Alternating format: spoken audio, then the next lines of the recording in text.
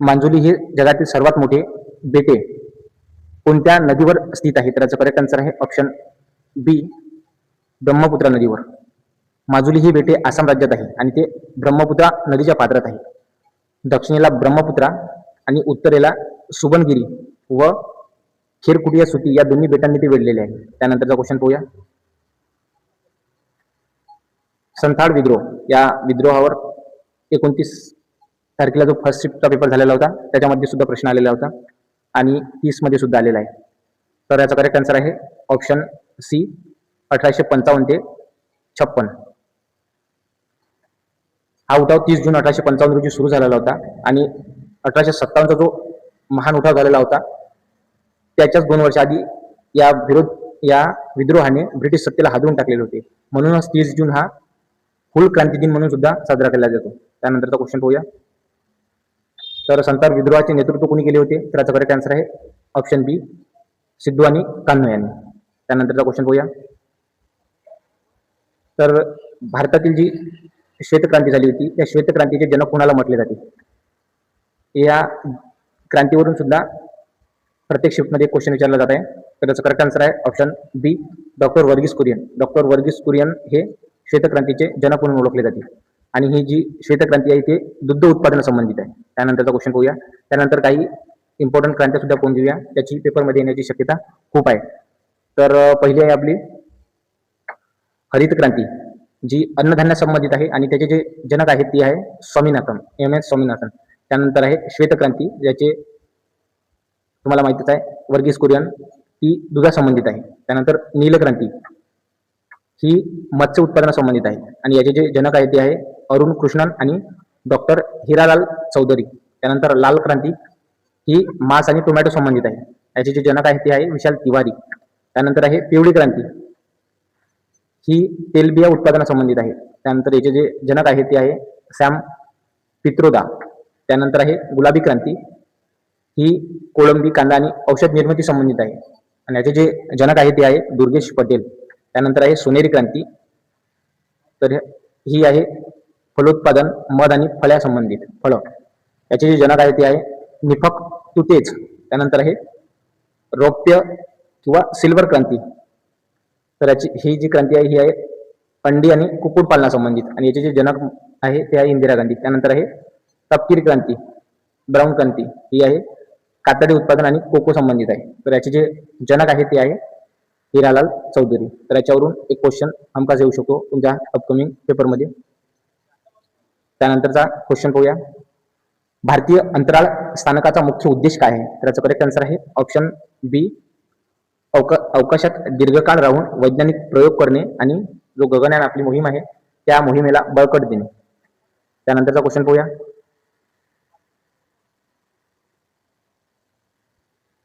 1956 ची जी औद्योगिक धोरण होते त्या औद्योगिक धोरणामध्ये जे उद्योग होते त्या उद्योगांना किती अनुसूचीमध्ये वर्गीकरण केलेलं होतं? तर याचा करेक्ट आन्सर आहे ऑप्शन बी, 3 अनुसूचीमध्ये.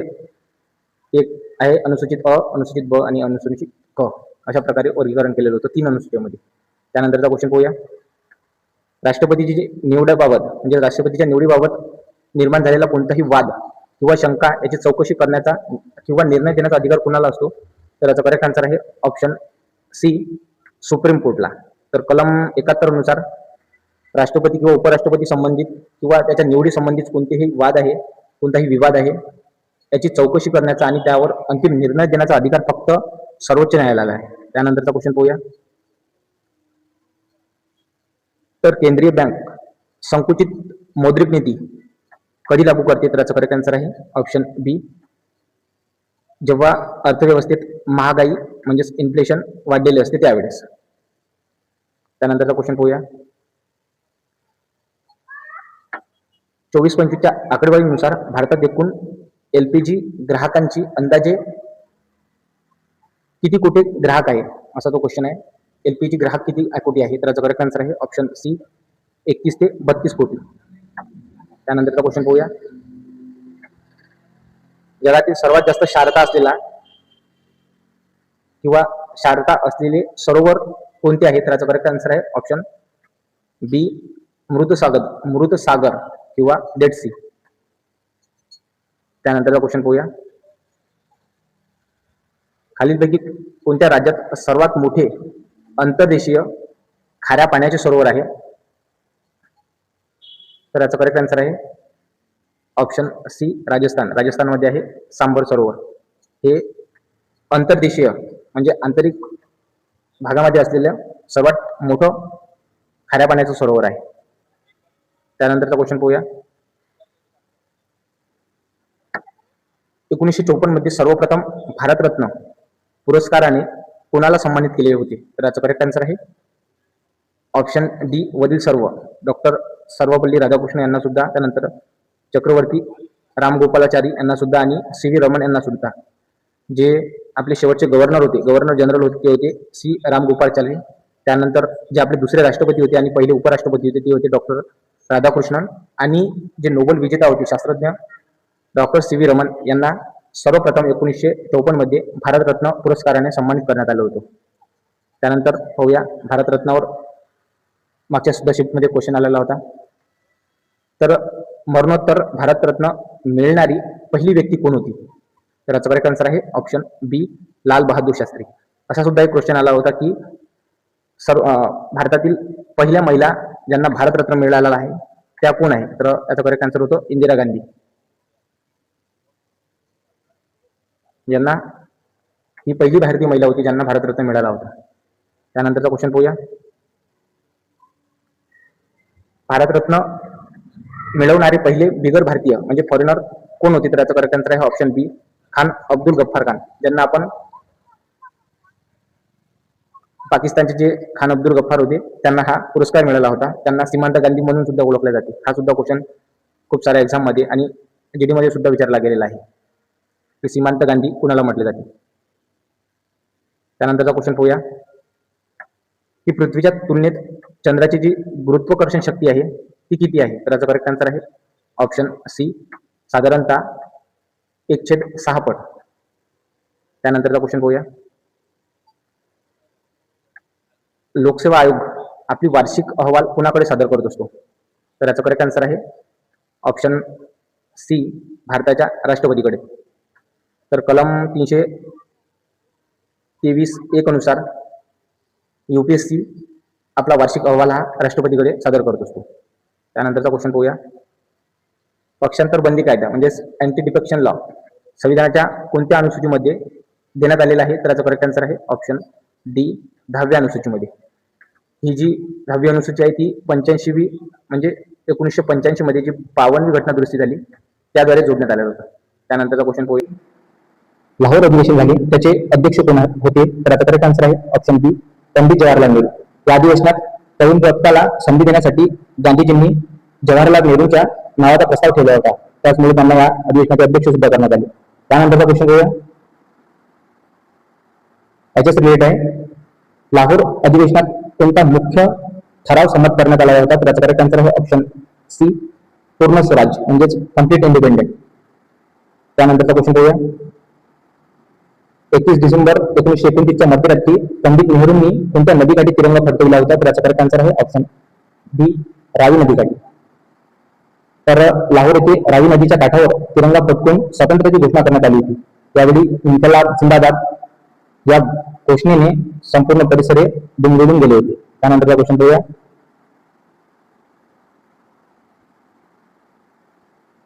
काँग्रेसने कोणता दिवस प्रथम स्वतंत्रता दिन म्हणून साजरा करण्यात आला होता? तर याचा करेक्ट आन्सर आहे ऑप्शन बी 26 जानेवारी 1930. या लाहोर अधिवेशनात जे लाहोर अधिवेशन झाले होते 1929 मध्ये या अधिवेशनात पूर्ण स्वराज्यचा नारा दिलेला होता आणि त्याचमुळे 26 जानेवारी 1930 ला पंडित जवाहरलाल नेहरू त्यांनी रावी नदीकाठी तिरंगा झेंडा फडकवला होता. त्याच दिवशी आपण 26 जानेवारी 1930 ला तो दिवस स्वतंत्रता दिन म्हणून साजरा करण्यात येतो. त्यानंतरचा क्वेश्चन पाहूया. भारतात तागचे सर्वाधिक उत्पादन कोणत्या राज्यात होते? तर याचा करेक्ट आन्सर आहे ऑप्शन सी पश्चिम बंगालमध्ये. पश्चिम बंगालमध्ये लगभग 70 ते 80% तागचे उत्पादन होते. त्यानंतरचा क्वेश्चन पाहूया. तर तागच्या उत्पादनात भारताचा जगात कितवा क्रमांक लागतो? तर याचा करेक्ट आन्सर आहे ऑप्शन ए पहिला क्रमांक लागतो. पहिला क्रमांक हा भारताचा, त्यानंतर दुसरा क्रमांक हा बांगलादेशचा लागतो. त्यानंतरचा क्वेश्चन पाहूया. तागाच्या उत्पादनासाठी कोणत्या प्रकारची मृदा सर्वाधिक उपयुक्त असते? त्याचा करेक्ट आन्सर आहे ऑप्शन बी, गाळाची मृदा. त्यानंतरचा क्वेश्चन पाहूया. गोची मेळा प्रामुख्याने कोणत्या राज्याच्या जनजातीद्वारे साजरा करण्यात येतो? त्याचा करेक्ट आन्सर आहे ऑप्शन बी, हिमाचल प्रदेश मधल्या जनजातीने. त्यानंतरचा क्वेश्चन पाहूया. अंबुबाची मेळा भारतातील कोणत्या राज्यात साजरा केला जातो? त्याचा करेक्ट आन्सर आहे ऑप्शन बी, आसाममध्ये. हा मेळा आसामची राजधानी गुवाहाटी येथील प्रसिद्ध कामाख्या देवी मंदिरात भरतो. कामाख्या देवी हे मंदिर 51 जे शक्तीपीठ आहे त्या शक्तीपीठांपैकी एक अतिशय महत्वाचं शक्तीपीठ आहे. त्यानंतरचा क्वेश्चन पाहूया. शोर मंदिर भारताच्या कोणत्या राज्यात स्थित आहे? त्याचा करेक्ट आन्सर आहे ऑप्शन सी, तमिळनाडूमध्ये. हे मंदिर चेन्नई पासून सुमारे 60 किलोमीटर अंतरावर बंगालच्या उपसागराजवळ आहे. त्यामुळे त्याला शोर मंदिर म्हणून सुद्धा ओळखले जाते. त्यानंतरचा क्वेश्चन पाहूया. शोर मंदिराची निर्मिती कोणत्या राज्य घराण्याने केली आहे? त्याचा करेक्ट आन्सर आहे ऑप्शन बी, पल्लव राजघराण्याने. त्यांचा कार्यकाळ जर पाहिला आपण तर ते आहे 700 ते 728 या काळात. त्यानंतरचा क्वेश्चन पाहूया. केंद्रीय माहिती आयोगाची स्थापना कोणत्या कायद्याअंतर्गत करण्यात आलेली आहे? त्याचा करेक्ट आन्सर आहे ऑप्शन बी, माहितीचा अधिकार कायदा 2005 म्हणजेच आरटीआय ऍक्ट 2005. त्यानंतरचा क्वेश्चन पाहूया. मुख्य माहिती आयुक्ताची नियुक्ती कोणामार्फत केली जाते? त्याचा करेक्ट आन्सर आहे ऑप्शन बी, राष्ट्रपतीद्वारे. परंतु राष्ट्रपती हा एका समितीच्या शिफारसीनुसार त्यांची नियुक्ती करत असतो. यामध्ये अध्यक्षमधून पंतप्रधान असतात, लोकसभेतील विरोधी पक्षाचा नेता सुद्धा असतो यामध्ये, आणि एक कॅबिनेट मंत्री सुद्धा असतो. त्यानंतरचा क्वेश्चन पाहूया. सध्या भारताचे मुख्य माहिती आयुक्त कोण आहेत? त्याचा करेक्ट आन्सर आहे ऑप्शन बी, राजकुमार गोयल. या अगोदरचे जर विचारले आपल्याला तर हिरालाल सामरिया, आणि हिरालाल सामरिया हे भारतातले पहिले दलित मुख्य माहिती आयुक्त होते. त्यानंतरचा क्वेश्चन पाहूया. खालीलपैकी कोणते सिंचनाचे पारंपरिक साधन नाही म्हणते? त्याचा करेक्ट आन्सर आहे ऑप्शन बी, ठिबक सिंचन. ठिबक सिंचन हे एक आधुनिक प्रकारचे साधन आहे. आणि प्राथमिक साधन, पारंपरिक साधन जर विचारलं आपण तर मोठ, रहाट गाडगे म्हणजेच विहिरीतून पाणी काढणे, साखळी पंप. त्यानंतरचा क्वेश्चन पाहूया. पाण्याचा सर्वात जास्त अपव्यय टाळण्यासाठी कोणती आधुनिक सिंचन पद्धत सर्वोत्तम मानली जाते? त्याचा करेक्ट आन्सर आहे ऑप्शन बी, ठिबक सिंचन. त्यानंतरचा क्वेश्चन पाहूया. तुषार सिंचन पद्धत कोणत्या प्रकारच्या जमिनीसाठी सर्वाधिक उपयुक्त आहे? त्याचा करेक्ट आन्सर आहे ऑप्शन सी, चढ उताराची किंवा डोंगराळ जमिनीवर. कारण का तो चढ उतारीचा भाग असतो किंवा डोंगराळ भाग असतो, त्यामुळे पाणी हे पुरेपूर पोचत नाही. त्यामुळे संपूर्ण समान पाणी पोचण्यासाठी तुषार सिंचनाचा म्हणजेच स्प्रिंकलचा वापर केला जातो. त्यानंतरचा क्वेश्चन पाहूया. पंचधारा योजना ही कोणत्या राज्यात सुरू केली आहे? त्याचा करेक्ट आन्सर आहे ऑप्शन बी, मध्य प्रदेशमध्ये. पंचधारा हे योजना मध्य प्रदेशमध्ये सुरू झाली आहे. ती झालेली आहे 1 नोव्हेंबर 1991 रोजी सुरू झालेली आहे. ग्रामीण आणि आदिवासी महिलांच्या कल्याणासाठी ही योजना सुरू करण्यात आली होती. त्यानंतरचा क्वेश्चन पाहूया. दुसऱ्या पंचवार्षिक योजनेत कोणत्या क्षेत्राला सर्वात जास्त प्राधान्य देण्यात आले होते? त्याचा करेक्ट आन्सर आहे ऑप्शन बी, अवजड आणि पायाभूत उद्योग. आणि दुसऱ्या पंचवार्षिकचा कार्यकाळ जर पाहिला तर आपण तो आहे 1956 ते 61 दरम्यान. आणि दुसरी पंचवार्षिक योजना ही कोणत्या मॉडेलवर आधारित आहे? तर ती आहे PC महालनोबिस या मॉडेलवर आधारित आहे. त्यानंतरचा क्वेश्चन. कोणत्या योजनेला योजना सुट्टी म्हणून ओळखला जाते? त्याचा करेक्ट आन्सर आहे ऑप्शन बी, 1966 ते 1969 काळात. कारण का भारतचे युद्ध 1962 मध्ये, त्यानंतर भारत पाकिस्तान युद्ध 1965 मध्ये झाल्यामुळे भीषण दुष्काळाला सामने जावं लागलं भारताला. त्यामुळे हा जो काळ होता हा योजना सुट्टी म्हणून राबवण्यात आला होता. त्यानंतरचा क्वेश्चन पाहूया. जिम कॉर्बेट हे जगातील पहिले राष्ट्रीय उद्यान कोणत्या राज्यात आहे म्हणते? त्याचा करेक्ट आन्सर आहे ऑप्शन बी, उत्तराखंडमध्ये. 1936 मध्ये याची स्थापना करण्यात आली होती. तेव्हा त्याला हेली नॅशनल पार्क म्हणून ओळखण्यात आले होते. आता त्याचं नाव आहे जिम कॉर्बेट नॅशनल पार्क. आणि याच जे जिम कॉर्बेट नॅशनल पार्क आहे त्याचं नाव चेंज करण्याची मोहीम चालू आहे. त्याला रामलल्ला नॅशनल पार्क करण्याचा प्रस्ताव त्यावर कार्य करण्यात आले. त्यानंतरचा क्वेश्चन पाहूया. त्यानंतर काही इम्पॉर्टंट पॉईंट घेऊया. म्हणजेच काझीरंगा नॅशनल पार्क कुठे आहे, तर ते आहे आसाममध्ये. ते कशासाठी प्रसिद्ध आहे, तर ते आहे एकशिंगी गेंड्यासाठी प्रसिद्ध आहे. त्यानंतर कान्हा राष्ट्रीय उद्यान कुठे आहे, तर मध्य प्रदेशमध्ये. आणि हे कशासाठी प्रदेश हे आहे, तर ते आहे वाघांसाठी. त्यानंतर आहे गिर. गिर हे कुठे आहे, तर गुजरातमध्ये. आणि गिर राष्ट्रीय उद्यान हे कशासाठी प्रसिद्ध आहे, तर ते आहे आशियाई सिंहाचे एकमेव निवासस्थान. म्हणजे संपूर्ण भारतामध्ये फक्त आशियाई सिंह पूर्ण आशिया खंडात हा फक्त गिर राष्ट्रीय उद्यान इथेच आहे. त्यानंतरचा क्वेश्चन पाहूया. तर संयुक्त राष्ट्र संघ याचे मुख्यालय कुठे आहे, त्याचा करेक्ट आन्सर आहे ऑप्शन सी, न्यूयॉर्क मध्ये, USA म्हणजे अमेरिकेत. त्याचबरोबर काही आणखी इम्पॉर्टंट आपण संस्था आणि त्याचे मुख्यालय पाहून घेऊया. तर WHO म्हणजे जागतिक आरोग्य संघटना याचे मुख्यालय कुठे आहे, तर ते आहे जिनेव्हा, स्वित्झर्लंड मध्ये. त्यानंतर युनेस्को याचे मुख्यालय कुठे आहे, तर ते आहे पॅरिस, फ्रान्स मध्ये. त्यानंतर आहे IMF आंतरराष्ट्रीय नाणेनिधी, त्याचे मुख्यालय कुठे आहे, तर ते आहे वॉशिंग्टन DC मध्ये म्हणजेच अमेरिकेत. त्यानंतर आता इस्रोचे मुख्यालय आहे बेंगळुरू, महाराष्ट्र म्हणजे भारतात आहे. त्यानंतरचा क्वेश्चन, यक्षगान हे कोणत्या राज्याचे प्रसिद्ध लोकनृत्य आहे, तर याचा करेक्ट आन्सर आहे ऑप्शन सी, कर्नाटक मधले. त्यानंतर काही इम्पॉर्टंट नृत्य पाहून घेऊया. ते आहे बिहू, हे आसाम मधले आहे. त्यानंतर गरबा सर्वांना माहितीच आहे गुजरात, लावणी सुद्धा आपल्याला माहितीच आहे महाराष्ट्रात. त्यानंतर घुमर हे राजस्थान मध्ये. त्यानंतर कथकली मोस्ट इम्पॉर्टंट केरळमध्ये. त्यानंतरचा क्वेश्चन काही स्पोर्ट्स संबंधित आलेले आहे, तर त्यावर आहे की आधुनिक ऑलिम्पिक स्पर्धेची सुरुवात कोणत्या वर्षी झाली, तर याचा करेक्ट आन्सर आहे ऑप्शन बी, 1896 मध्ये. तर पहिली आधुनिक ऑलिम्पिक स्पर्धा ही ग्रीसची राजधानी एथेन्स येथे पार पडली होती. बॅरन पिएरे डी कुबर्जिन यांना आधुनिक ऑलिम्पिकचे जनक सुद्धा म्हटले जाते. त्यानंतरचा क्वेश्चन पाहूया. तर थॉमस चषक हे कोणत्या खेळाशी संबंधित आहे, तर याचा करेक्ट आन्सर आहे ऑप्शन बी, बॅडमिंटन संबंधित आहे. बॅडमिंटन संबंधित आहे थॉमस चषक. हे पुरुषांसाठी आहे. महिलांसाठी जर पाहायला गेलो ते आहे कुबेर चषक. आणि भारताने 2022 मध्ये पहिल्यांदाच थॉमस चषक जिंकून इतिहास रचला होता. त्यानंतरचा क्वेश्चन पाहूया. पंकज अडवाणी हे नाव कोणत्या खेळाशी संबंधित आहे, तर याचा करेक्ट आन्सर आहे ऑप्शन बी, बिलियर्ड्स आणि स्टूनर याच्यासाठी. तर पंकज अडवाणी हे भारतातील महान बिलियर्ड्स खेळाडू असून त्यांनी अनेक वेळा जागतिक विजेतेपद पटकावलेले आहे. त्यानंतरचा क्वेश्चन, आगामी म्हणजे येणारे जे ग्रीष्मकालीन ऑलिम्पिक आहे, समर ऑलिम्पिक आहे 2028 कुठे आयोजित करण्यात आलेले आहे, त्याचा करेक्ट आन्सर आहे ऑप्शन बी, लॉस एंजेलिस अमेरिकेमध्ये. त्यानंतरचा क्वेश्चन पाहूया. तर ग्रँड स्लॅम ही जी संज्ञा आहे कोणत्या खेळाशी संबंधित आहे, तर याचा करेक्ट आन्सर आहे ऑप्शन बी, लॉन टेनिस. टेनिसमध्ये वर्षभरात 4 मोठ्या स्पर्धा होत असतात. Australian open, French open, Wimbledon आणि US ओपन. या 4ही स्पर्धा जिंकणाऱ्याला आपण कॅलेंडर ग्रँड स्लॅम असे म्हणतात. त्यानंतरचा क्वेश्चन पाहूया.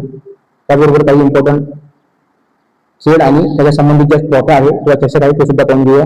तर क्रिकेट संबंधित आहे, एक आहे रणजी ट्रॉफी, त्यानंतर आहे दिलीप ट्रॉफी, विजय हजारे ट्रॉफी आणि ॲशेस सिरीज. या सर्व क्रिकेट संबंधित इम्पॉर्टंट ट्रॉफी आहे किंवा चषक आहे. त्यानंतर आहे फुटबॉल संबंधित पाहूया. तर फुटबॉल संबंधित आहे डुरन कप, त्यानंतर आहे संतोष ट्रॉफी, रोवर्स कप, त्यानंतर फिफा वर्ल्ड कप. त्यानंतर आहे हॉकी संबंधित पाहूया.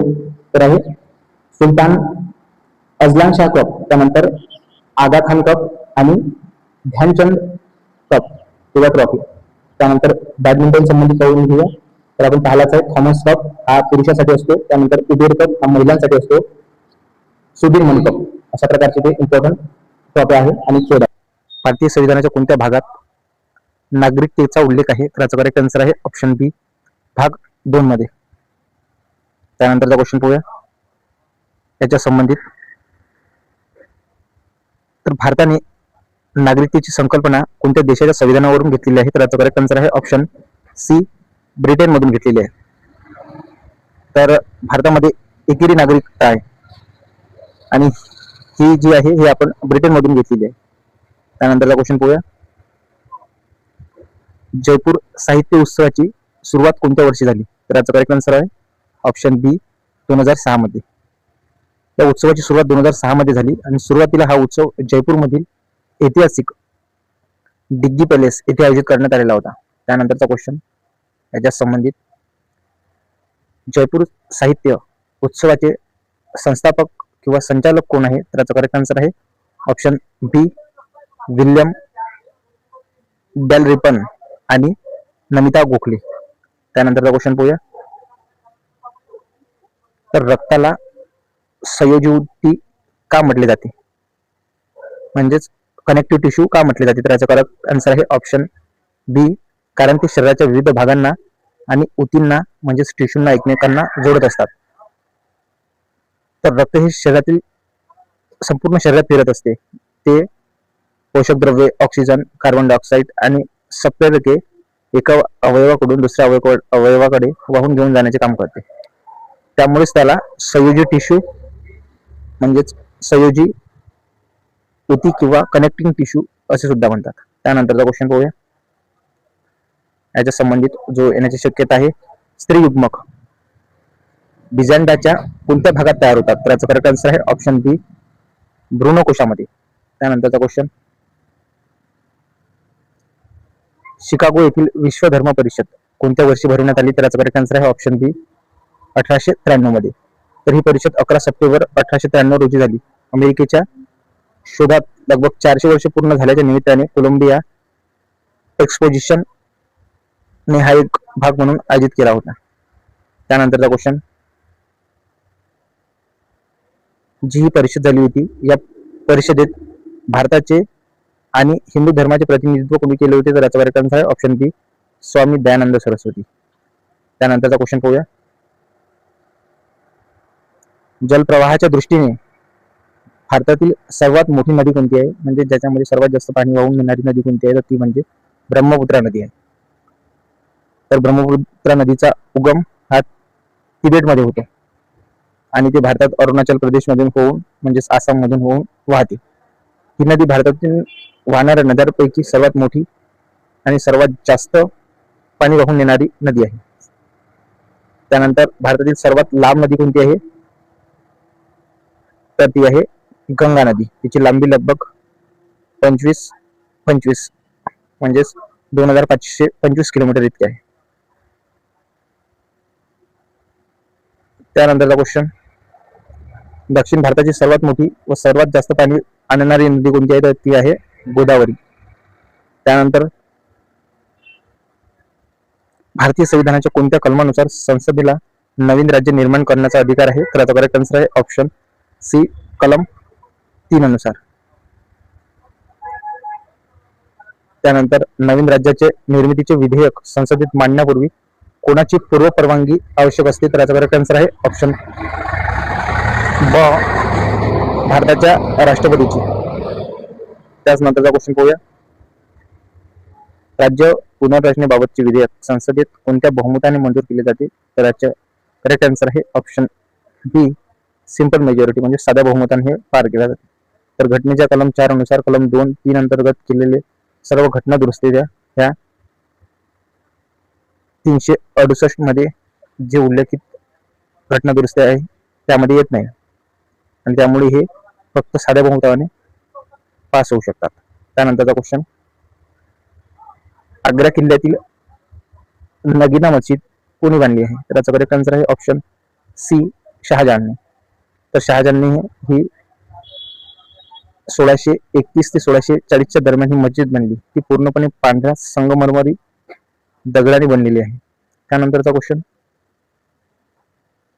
नगीना मस्जिद प्रामुख्याने कोणासाठी बांधण्यात आलेली आहे? तर याचा करेक्ट आन्सर आहे ऑप्शन सी, राजघराण्यातील महिलांसाठी म्हणजे शाही महिलांसाठी बांधण्यात आली.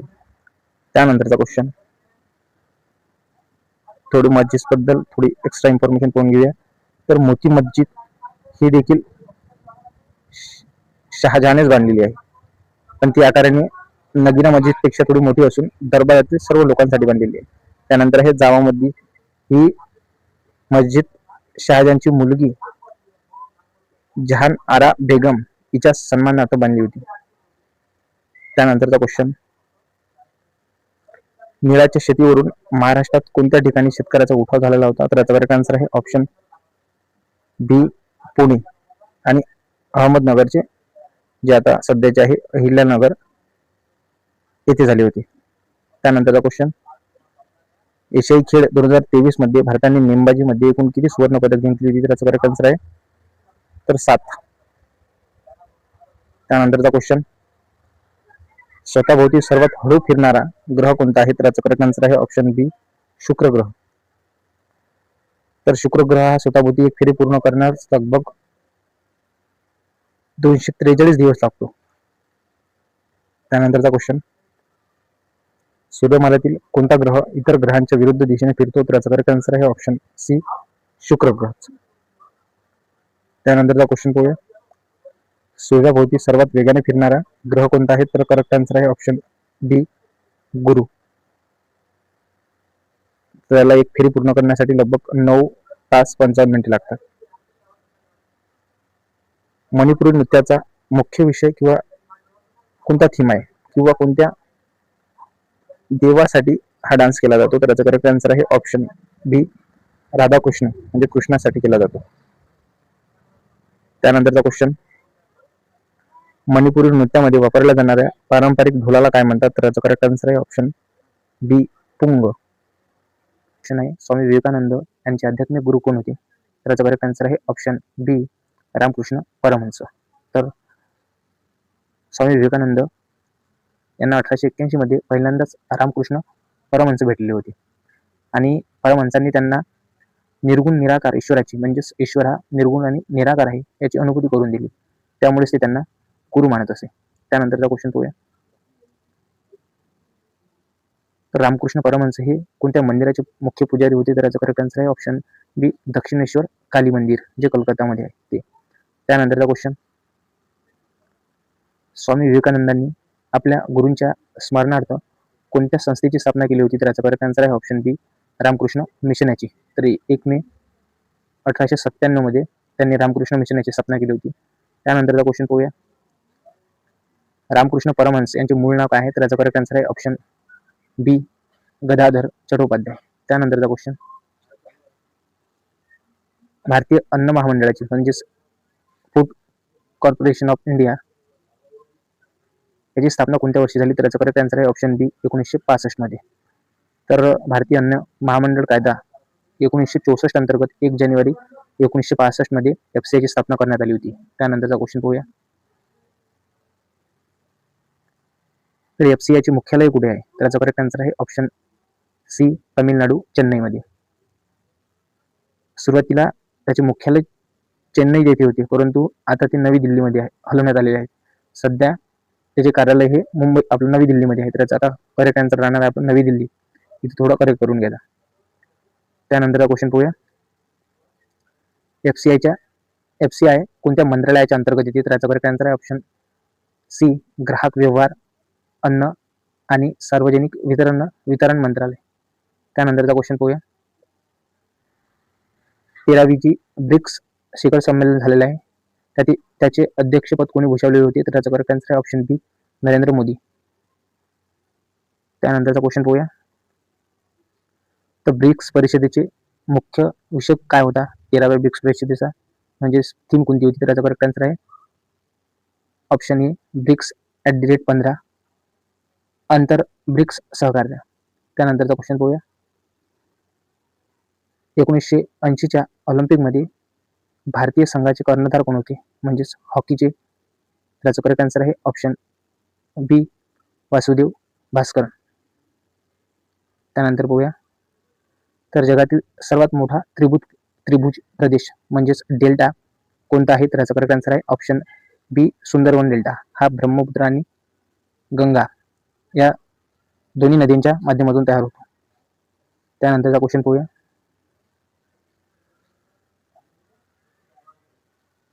तर इंटरप्रिटेट ऑफ मेलोडी या कथा संग्रहासाठी झुंपा लहरी यांनी कोणता प्रतिष्ठित पुरस्कार मिळवला होता? तर याचा करेक्ट आन्सर आहे ऑप्शन बी पिट्झर प्राइज. त्यानंतर काही झुंपा लहरी संबंधित इन्फॉर्मेशन पाहूया, तर झुंपा लहरी या भारतीय मुलाच्या अमेरिकन रहिवासी होत्या. त्याचा जन्म इंग्लंड येथे झाला होता. त्याच्या संबंधित काही इम्पॉर्टंट पुस्तक आहे, ते सुद्धा पाहून घेऊया.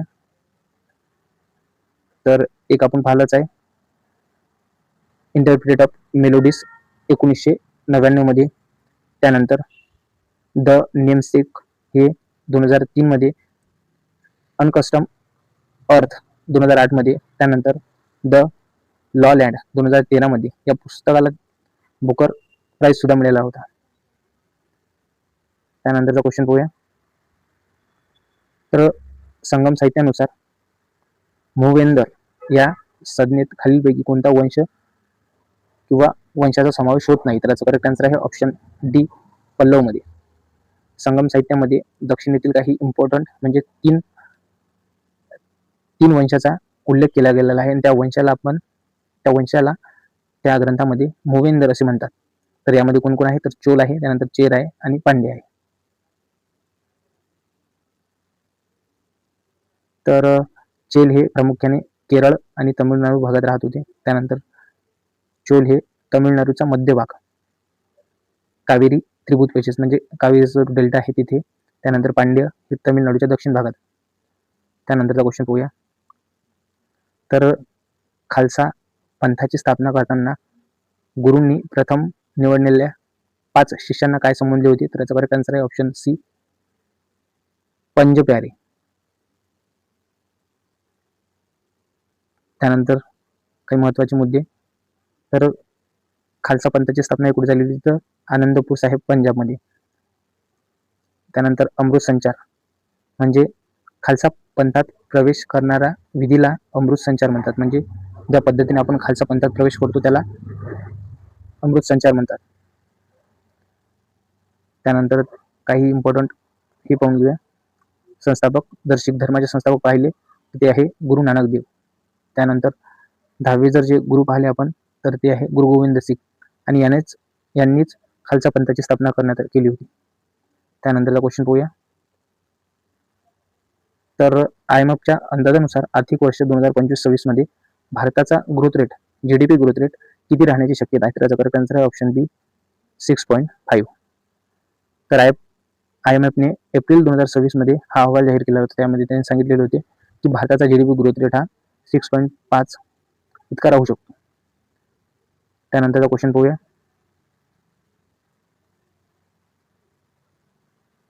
तर वर्ल्ड इकॉनॉमिक आउटलुक हा अहवाल दरवर्षी कोणत्या संस्थेद्वारे प्रकाशित केला जातो? तर याचा करेक्ट आन्सर आहे ऑप्शन सी, IMF द्वारे. त्यानंतर IMFचे थोडे इम्पॉर्टंट फॅक्ट सुद्धा पाहून घेऊया. तर याची स्थापना 1944 मध्ये ब्रिटन वूड परिषद झाली होती. त्या परिषदेमध्ये झाली होती. प्रत्यक्ष कार्य 45 पासून म्हणजे 1945 पासून सुरू झाली. त्याचे जर मुख्यालय जर पाहिले तर त्याचे मुख्यालय आहे वॉशिंग्टन DC, अमेरिकेमध्ये. त्याचे आता MD सध्याचे कोण आहे? तर क्रिस्टलिना जॉर्जिवा ही आहे. त्यानंतर आपण GDP ग्रोथ रेट पाहून घेऊया विविध संस्थांचा. तर आपण IMFचा पाहिलेला आहे, तर तो आहे 6.5 GDP ग्रोथ रेट. त्यानंतर RBIच्या द्वारे जो दिला जातो त्याचा अंदाजित 7% आहे. त्यानंतर वर्ल्ड बँकचा जर पाहिला आपण तो आहे 6.6. त्यानंतर एशियाई डेव्हलपमेंट बँक म्हणजे आशियाई विकास बँक याच्याद्वारे जर पाहिला तर त्याचा ग्रोथ रेट राहणार आहे 6.7%.